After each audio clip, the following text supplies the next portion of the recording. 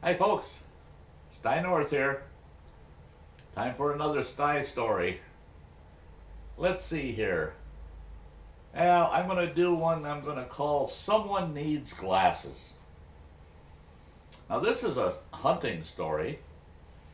This goes back to when I lived in northwestern Montana. Now, out in northwestern Montana, the locals for elk opener, the locals head to the backcountry. They know right where the elk are. They know right where to go, where they're not going to have all these hunters from out of town showing up and canvassing the woods and shooting at everything that moves.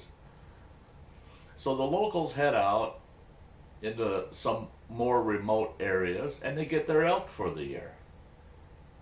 Well, now this is an incident that I didn't witness in person. I saw the outcome, but I didn't actually witness the event. But I got the whole scoop from someone that was what I would consider very firsthand in the incident. Okay, this fellow I knew, him and his brother were getting prepared for opener for elk. Well, he ran a pack string, and that's how I got to know the guy, is because I had pack animals, and he was kind of a mentor. Um, and he was born and raised out there, so the backcountry was just like his. That was his backyard. So him and his brother, they got their pack string together. Their two saddle horses, and each of them had a pack horse, and they were going to head up in the backcountry and shoot a elk or two. Now he didn't trust these out of towners that would show up every year to elk hunt because they shot at everything they saw. So it made him nervous. So he picked for a saddle horse this big Appaloosa gelding he had that was white and black. Okay, those were the primary colors on that horse. He geared his horse up, and from the bridle, the breast straps, and his saddle, he hung these 18-inch long, 2-inch wide, bright orange streamers. So that horse looked like a parade horse with all those streamers on it. And his brother did the same thing with his saddle horse. And I had later asked him, why would you do that? And he goes, the last thing I want is some out of towner seeing my horse and thinking it's an elk, and I'm sitting in camp and all of a sudden I hear a gun go off and I got a dead horse. Well, here's what happened. They got up in the backcountry. They shot a nice bull elk. They quartered it, strapped it on their pack animals, and they started riding back out. He got onto his own ranch. He had a pretty good sized ranch, about 400 or 500 acres. Just a hobby ranch, really. 400 or 500 acres. They got back on the ranch, and he came out of the wood line into a pasture area.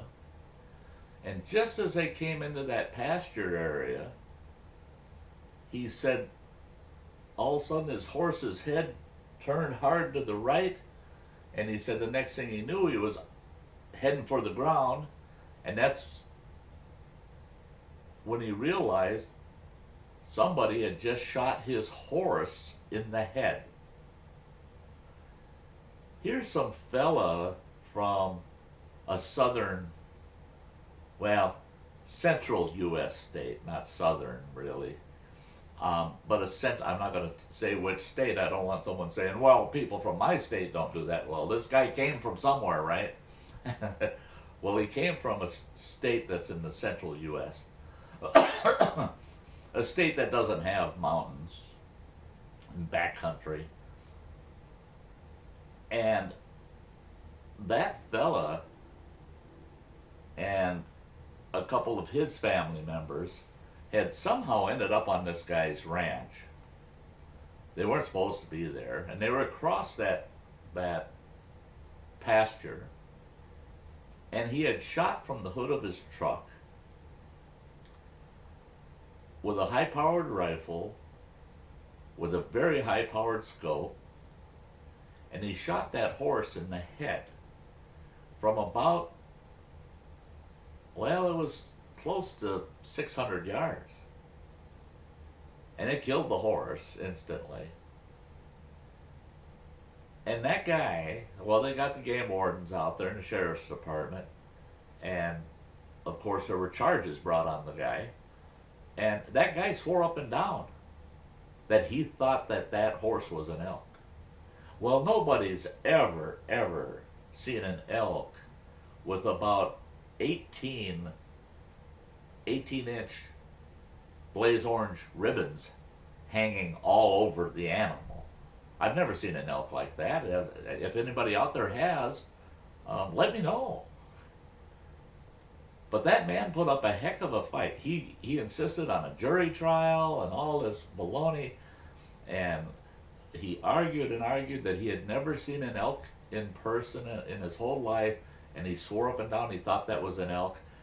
And the best part is when my buddy testified, he got on the witness stand, his attorney asked him, do you have reason to believe that anybody could have mistaken your horse for an elk?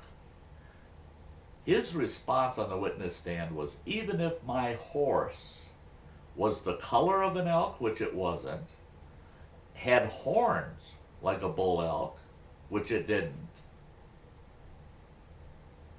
it still could not have been mistaken for an elk.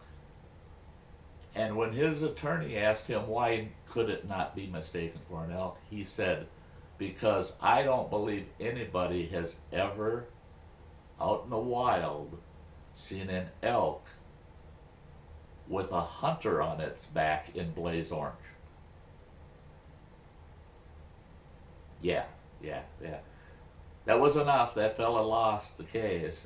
He had some pretty hefty fines to pay, plus he had to pay for the man's horse.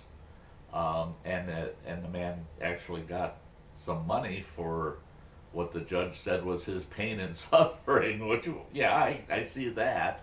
And he wasn't even asking for that. He just wanted to make sure this guy never hunted in the state of Montana again. But there you go. A horse with 18 to 20, 18-inch long orange ribbons hanging all over it. A man wearing a blaze orange jacket and hat sitting on its back. The guy that shot that horse either did it on purpose, or that guy someone needs glasses. Don't you think? Well, there you go. Another Sty story. Thanks for tagging along, folks. Thanks for subscribing. If you haven't subscribed, jump on. Hey, I can't believe it. It humbles me. I've got over 1,100 subscribers now. I've got my harvesting shaga video has exceeded 16,000 views. I can't believe it. My thank yous go out to all of you viewers, all of my subscribers. It's wonderful. I love the bushcraft community on YouTube, and it's so nice to have you tagging along. So here's Sty saying again, you all have a nice day. Bye-bye.